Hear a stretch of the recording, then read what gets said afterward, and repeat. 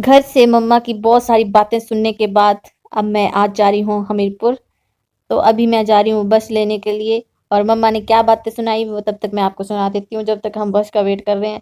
तो मम्मा का ये बोलना था कि कपड़े कुछ ढंग के डाल के जा, क्योंकि मैं जो लोअर और टॉप और जैकेट में जा रही थी, इसी के करके हमारे घर में थोड़ा तहलक महलक मची हुई थी। तो अभी जो है मैंने बस में किराया दे दिया हुआ है, तो अब मुझे बकाया मिल गया है। और अभी मैं निकल भी पड़ी हूँ बस लेके, तो मुझे एक और बस लेनी है अभी यहाँ से। और इस बस में ज़्यादातर ये वाला सीन था, मतलब कि सभी एक एक वाली सीट पे बैठे हुए थे। ऐसा लग रहा था कि लोगों का आज ही ब्रेकअप हुआ हो और सिंगल लोग सारे इसी बस में हो। तो मेरे सामने वाले जो भैया बैठे थे वो तो अपनी गर्लफ्रेंड के साथ बैठे थे। तो इस बस में जो है मुझे काफ़ी ज़्यादा सुविधाएं नज़र आ रही थी। जैसे मैंने अपने सर के ऊपर देखा तो मुझे फ़ैन नज़र आया, तो मैंने याद करा, अरे आजकल तो हीटर की ज़रूरत है, फ़ैन की ज़रूरत तो है ही नहीं।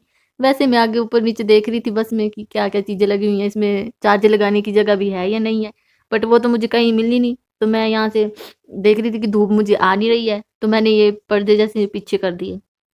और मैं वैसे भी मुझे सबसे लास्ट वाली सीट मिली थी, तो मैं तो सबको देख रही थी पर मुझे कोई नहीं देख रहा था पीछे मुड़ के।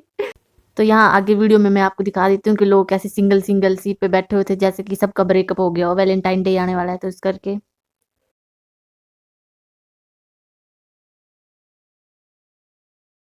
जैसे मैं बस से उतरी तो मुझे हमीरपुर के लिए बस मिल गई साथ में ही। बट मैंने बोर्ड नहीं पढ़ा और उसके बाद भैया ने बताया कि ये वाली बस जा रही है, तो मैं भी बस में आके बैठ गई जल्दी से। और मुझे सीट भी मिल गई बस में। तो अभी मैं देख रही हूँ कि बस चलने वाली है अभी थोड़ी देर में। खाने के लिए कुछ नहीं लेके आई मैं। तो काफ़ी देर इंतजार करने के बाद मैंने सोचा कि मेरे साथ भी कोई बैठ जाएगा, बट मेरे साथ कोई नहीं बैठा। तो मैंने अपने बैग को अपने साथ बैठा लिया, मतलब अपने बैग को सीट दे दी। तभी हमारी बस बस स्टैंड से निकल गई थी आगे जैसे, और तभी बस बस के जो कंडक्टर होता है उसने आवाज़ लगा दी, बरेड़ी हमीरपुर। तब जाके मेरे को याद आया कि ये बस दूसरी वाली साइड से जा रही है और अब कुछ नहीं हो सकता, अब हम उतर भी नहीं सकते। तो साथ वाले जो भैया थे इन्होंने तो खाने के लिए कुरकुरे चिप्स खुद के तो खा रहे थे पर अपने बच्चों के भी खा रहे थे। फिर मुझे भी खाने की आई, क्योंकि मैंने सुबह से कुछ खाया नहीं था। और मैंने अभी किराया कटवाना है बस का, तो बस तो हमारी चल पड़ी है जाओ से। उसके बाद मैंने किराया कटवाया तो मैंने 100 रुपीज़ दिए हुए थे, तो वहाँ से मुझे 20 रुपीज़ वापस आए हुए हैं। और ये जो आप देख रहे हैं शख्स, इन्होंने हमारा किराया काटा है। तो मुझे बार बार यही देख के हंसी आ रही थी, क्योंकि जो मेरे साथ साइड वाले भैया बैठे थे, मतलब दूसरी वाली सीट पे जो भैया बैठे थे, वो बार बार मुझे देख रहे थे। तो मुझे ऐसा लग रहा था कहीं ये मेरी वीडियो तो नहीं देखते जो मुझे बार बार देख रहे हो। बट अपनी बीबी के सामने कुछ बोल ना पा रहे हो। फैमिली भी जरूरी होती है ना, बीबी तो आपको पता ही होगा, जिन जिन की शादी होगी वो समय की क्या हो। तो मुझे उस भैया के लिए एक ही गाना याद आ रहा था, जो एक गाना है, डरदा कलेश कोलो मैं पैड़ा गुस्सा मेरी सरकार दा। चलो बातों ही बातों में हमने आधा रास्ता तो क्रॉस कर ही दिया था, मतलब कि हम पहुंच गए थे सलगम में, मतलब कि सलगान में, जहाँ पे मैंने पहले भी हम गाड़ी लेके जाते हैं वहां से, तो हम वही उसी साइड से जाएंगे जहाँ पे हम गाड़ी लेके जाते हैं भरेड़ी के लिए अक्सर। तो उसी टाइम बस में भी गाने लग गए और हम भी गाने सुनते सुनते हमने सोचा कि सफ़र का पता तो लगेगा नहीं, तो हम भी निकल जाएंगे आस्ते आस्ते। तो हमारे साथ तो कोई बैठा नहीं था, तो हम तो अकेले मस्ती मार रहे थे, वीडियो बना रहे थे और आगे बढ़ रहे थे। हंसी आ रही थी हमको थोड़ी थोड़ी, क्योंकि साथ वाले भैया जो है कभी चिप्स खा रहे थे कभी कुरकुरे खा रहे थे, और हम जो थे बेचारे भूख के मारे अपना पेट देखे जा रहे थे कि कब इसमें कुछ खाना घुसता और हम भी डिकार मारते इन भैया की तरह। खैर छोड़ो। तो अगर मैं दूसरी वाली साइड से जाती तो मैंने लदरौर होके जाना था, ये जो सामने वाला आप रोड देख रहे हैं इससे। तो ये मतलब बिल्कुल प्लेन रोड है, यहाँ पे भी कोई भी खड्डे वगैरह नहीं है। और पर मेरी किस्मत जो है वो खड्डे लिखे हुए थे, तो हम इसी बस में आके बैठ गए। तो हमें ज़्यादा पता था नहीं, क्योंकि हमने बोर्ड देखा नहीं था। भैया ने बोला था कि ये बस जा रही है तो इसी में चढ़ जाओ। हम भी दे मारे, मतलब हमने भी रेस लगाई और चढ़ गए सीट के चक्कर में। तो अब यहाँ पे दांत ही निकल रहे हैं मेरे। मैं आगे पीछे देख रही हूँ, रोड को देख रही हूँ, काश उससे जाते तो हम जल्दी पहुंच जाते। कोई बात नहीं। तो उसी टाइम बस में गाने भी लग गए और हम अब गाने सुनते सुनते जाएंगे। और मैं अगर फ़ोन यूज़ करूँगी बस में तो पक्का मुझे उल्टी आने के चांस होंगे। तो इस करके बाद में मुझे याद आती है कि मैंने तो कुछ खाया है नहीं, तो उल्टी भी कहाँ से आएगी। छोड़ो अपने दिमाग पे जोर लगाना, और चलते हैं अपनी मंजिल की ओर, मतलब कि हमीरपुर की ओर। तो थोड़ी देर बाद किसी से हमारा अकेलापन देखा नहीं गया, और एक भैया थे जो हमारे साथ बैठ गए थे। तो मेरी खिड़की के बाहर देखोगे आप तो एक दादू जो है सुट्टे लगा लगा के अपनी आंतड़ियों को सुखा रहे हैं।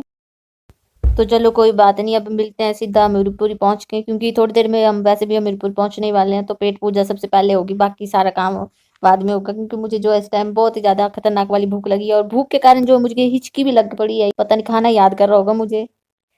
सुबह खा के आती तो बेचारी यहाँ पे तुझे ऐसा फील नहीं होता, पर चलो कोई नहीं, याद नहीं रही। अगर हमारे पास भी बाबू सोना होता तो वो याद करवाता, या अपनी कसम डलवा के याद दिलवाता कि तुमने खाना खाया जानू।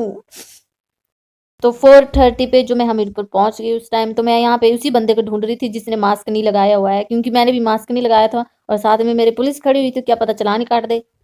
तो उसके बाद मैंने अपनी फ्रेंड को कॉल की और उसने बोला कि यहाँ पे मेरा रूम है तो आप यहाँ पे आ जाओ। तो उसके बाद मैं फटाफट से रास्ता क्रॉस करके निकली और बॉयज़ स्कूल के सामने से अभी मैं जा रही हूँ, क्योंकि ये बॉयज़ स्कूल का ग्राउंड है जहाँ पे अक्सर हम खेलने आते थे, खेलने भी नहीं मतलब टाइम पास करने आते थे। तो उसके बाद मैंने मास्क तो लगाया नहीं था, तो मेरे को डर यही था कि कोई मुझे यहाँ पे पहचान नहीं ले और कोई मेरे से बात ना करने लग जाएगी।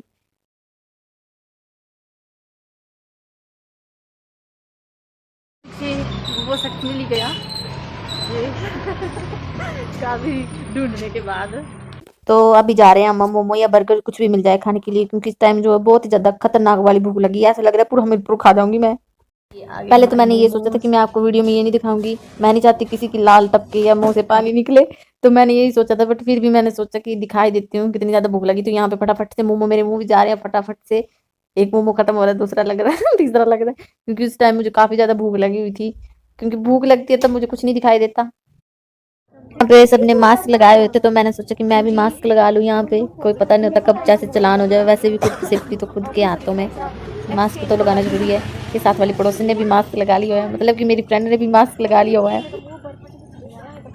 बर्गर की शॉप है। हेलो हेलो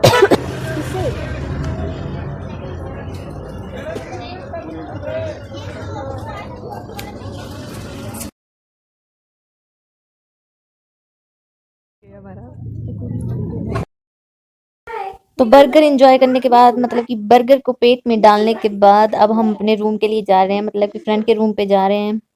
तो ये लड़का मत समझ लेना फ्रेंड, ये है मेरी फ्रेंड जो आगे आगे चली हुई है मेरे। तो उसके बाद ब्लॉग को यहीं पे ख़त्म करते हैं। और आगे से अगर कभी भी आप ट्रैवल करने जाओ तो पहले खाना ठूस के, मतलब खाना खा के जाओ घर से।